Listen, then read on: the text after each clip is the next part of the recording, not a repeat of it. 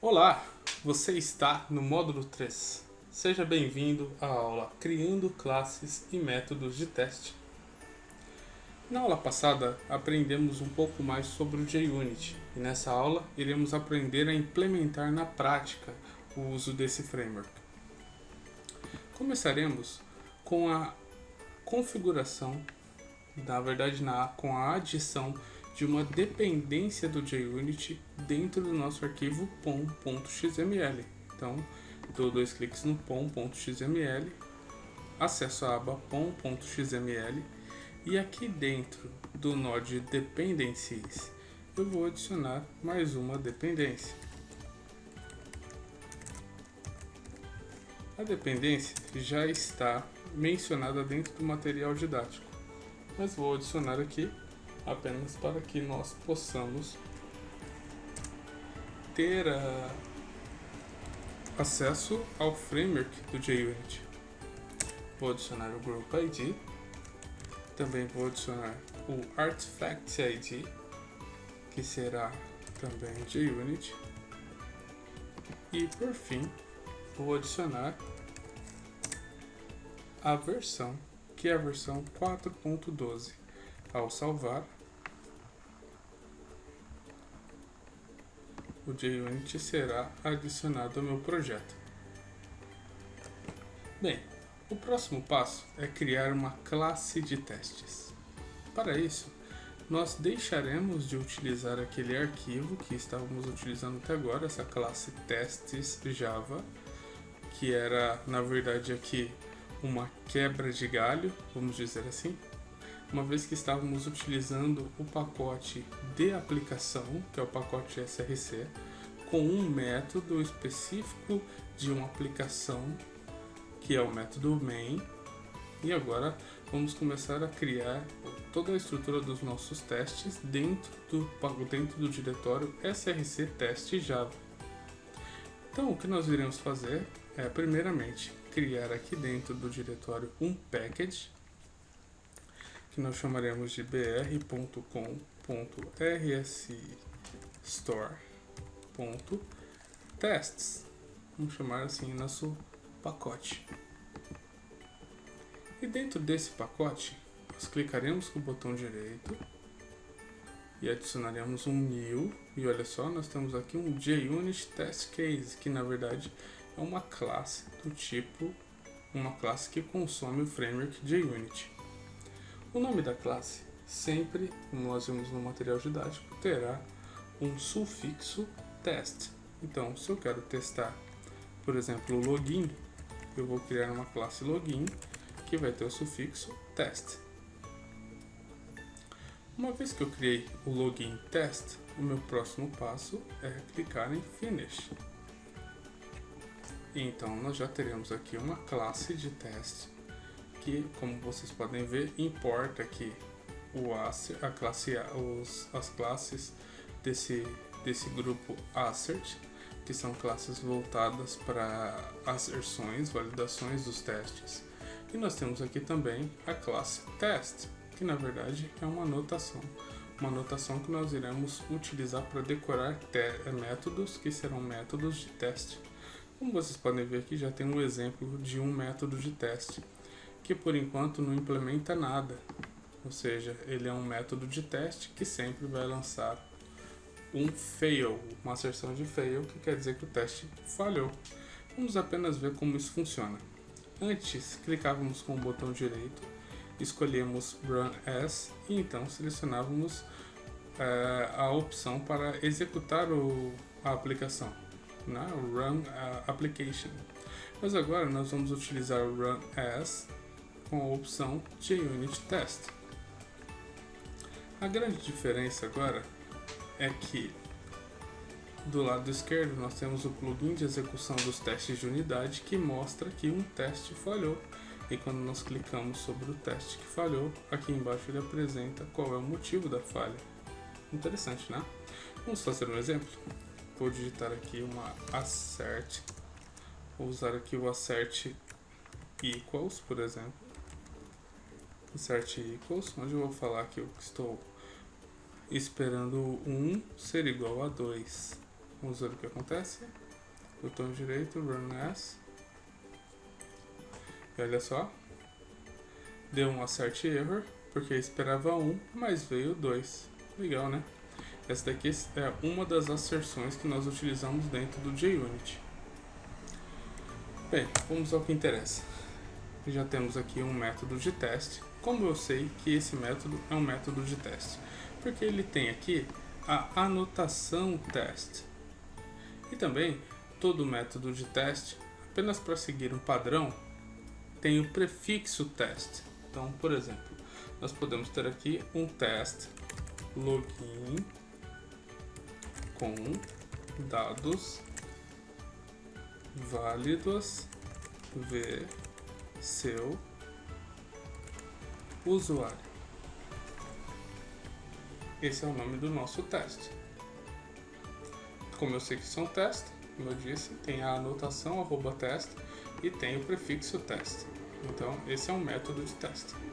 Tudo que eu programar aqui dentro desse método de teste dirá se esse método tem ou não sucesso na execução. Legal, né? Bom, uma vez que a gente já tem isso, fica muito fácil de você entender que todo o seu teste será programado aqui dentro.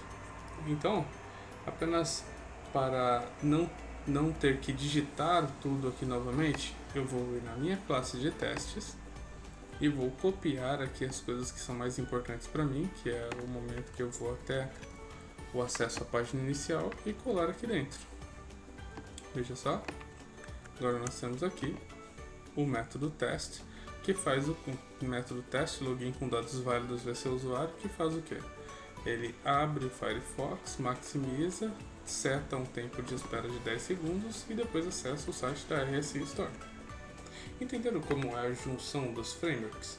Eu tenho toda a estrutura de classe de teste, métodos de teste do meu JUnit e tenho dentro dos métodos de teste um script do Selenium WebDriver que faz uma determinada ação. Bem, vamos fazer aqui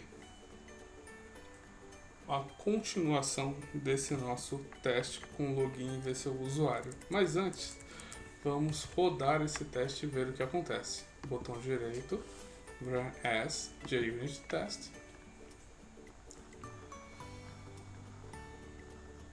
Então, o browser será aberto, navegará para a RSI Store e o nosso teste passou. Mas na verdade aqui passou porque não apareceu nenhuma falha, não ocorreu nenhum erro.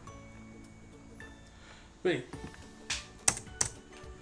o que nós iremos fazer aqui é o seguinte: agora sim, iremos fazer o que o teste nos pede. Nós iremos fazer login com dados válidos e então veremos qual o valor retornado e validaremos se esse é o valor esperado.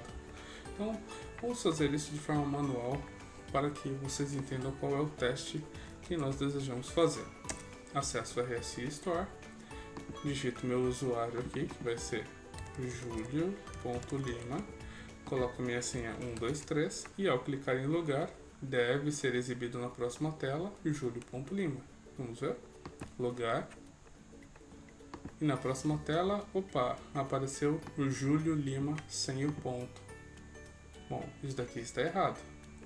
A questão é, como eu vou fazer para reproduzir esse teste e depois para fazer a validação do nome, que deveria ser Júlio.lima, mas que por uma causa, por um erro, por uma falha no sistema, está vindo Júlio Lima tudo junto. Bom, nós já aprendemos como interagir com elementos. Então, dado que eu estou na página inicial, vou clicar com o botão direito no campo e selecionar a opção Inspecionar elemento. Vejo que é um campo login, que é de um formulário, então prefiro usar name. Vou pegar aqui o name, que é usuário login. Vou colocar aqui no comentário, que é um usuário login via name. Depois eu tenho que interagir com a senha, então já vou identificar aqui que é um campo, que tem um name usuário senha. Vou colocar também aqui usuário senha, que também é via name. Vou identificar agora o botão lugar e vou ver que ele tem um ID btn lugar, que é e dessa forma que eu vou identificá-lo. E após clicar no botão logar, eu preciso verificar que aqui apareceu um valor específico. Então clicarei com o botão direito para saber se esse determinado texto tem algum identificador único. E olha só, o texto está dentro de um spam e esse spam tem um ID txt usuário login. Então eu vou capturar esse ID e vou colocar aqui, porque eu quero interagir com isso em algum momento. Bem, vamos começar. Primeiro, preencher o formulário de login. Como vou fazer isso? Navegador, find element by, vejam aqui, né, que nós queremos interagir via name. Aqui dentro colocarei o usuário login e enviarei o texto Júlio.Lima.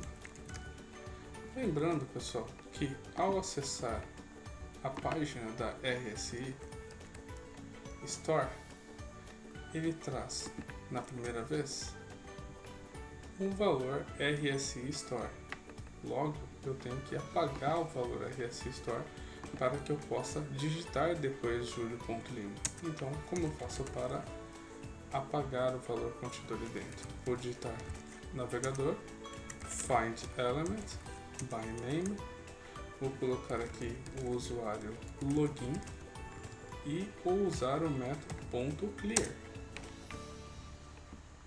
O método .clear vai limpar o campo usuário login para que depois eu possa digitar Júlio.Lima e em seguida eu possa digitar a senha. Então navegador.find element by name, usuário senha, e vou digitar um texto. Logo, usar o método sendKeys, que vai ser a minha senha super secreta, que é 123. Por fim, vou clicar no botão que eu identifiquei pelo ID, como vocês podem ver aqui, que é o btn logar.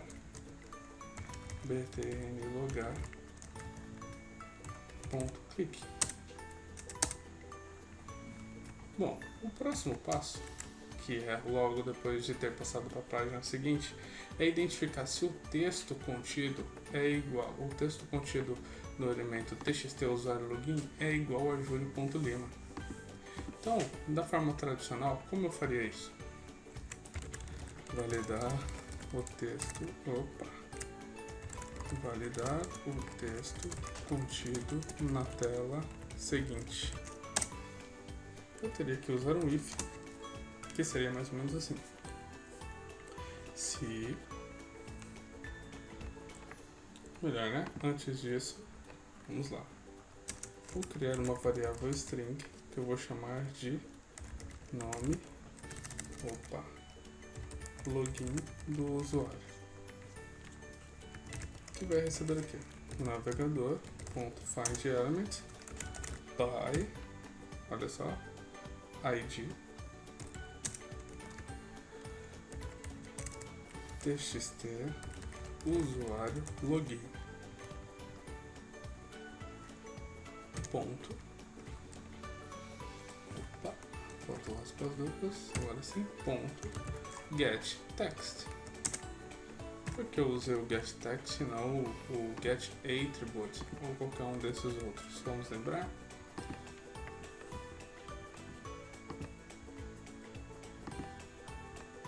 Quando eu clico aqui com o botão direito em inspecionar elemento, veja que, olha só, o texto RSI Store está entre o abrir e o fechar da tag. Em casos como esse, eu uso o getText. Então, dentro do getText, ele me trouxe o texto daquele determinado spam, e então eu joguei dentro da variável login usuário. Agora, o que eu vou fazer é o seguinte: se login usuário ponto equals ignore case julio.lima, ou seja, se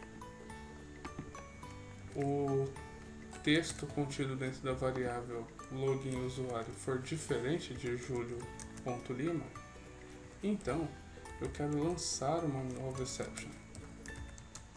Throw new exception, onde eu vou dizer o nome do usuário está incorreto. Ele está reclamando porque eu não tratei o lançamento da exceção. Então eu vou dar aqui um clique e escolher a opção do add throws declaration. É simplesmente para falar que esse método pode lançar uma exceção. Bem, então vejamos. Ele acessa o site da RS Store, digita as opções de login e depois de clicar no botão logar, ele valida se o texto contido na próxima tela é diferente de julio.lima, ele lança uma falha. Se não, ou seja, se for igual, ele vai passar do teste. Vamos validar o que acontece quando eu executo esse script.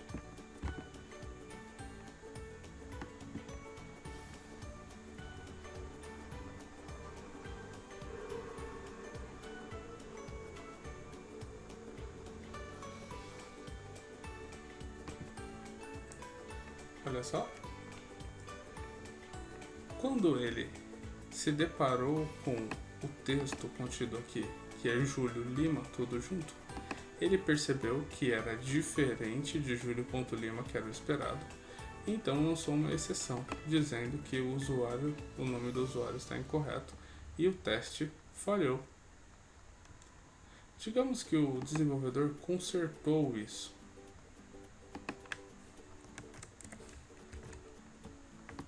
Então, quando eu executar esse teste novamente,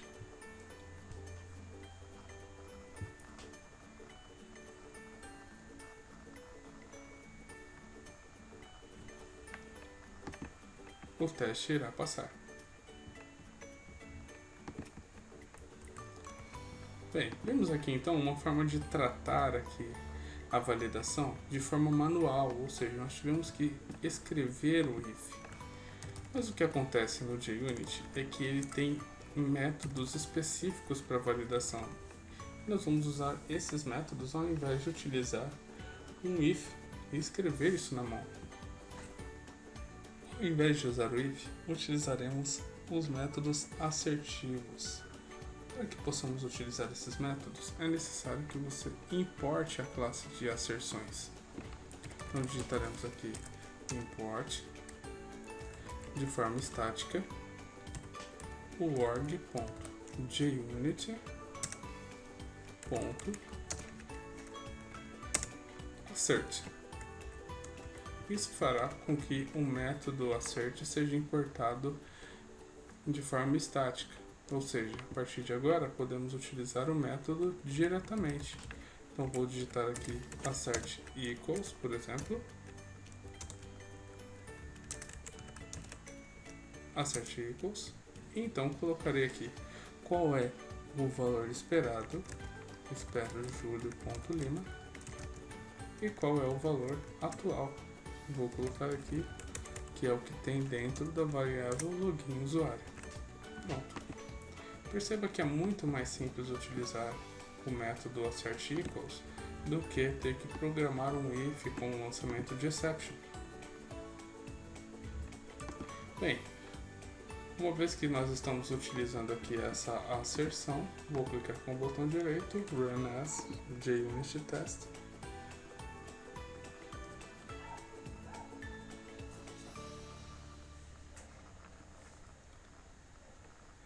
Então, você verá que a asserção apresentou aqui um valor especificamente para o que ocorreu como resultado do teste.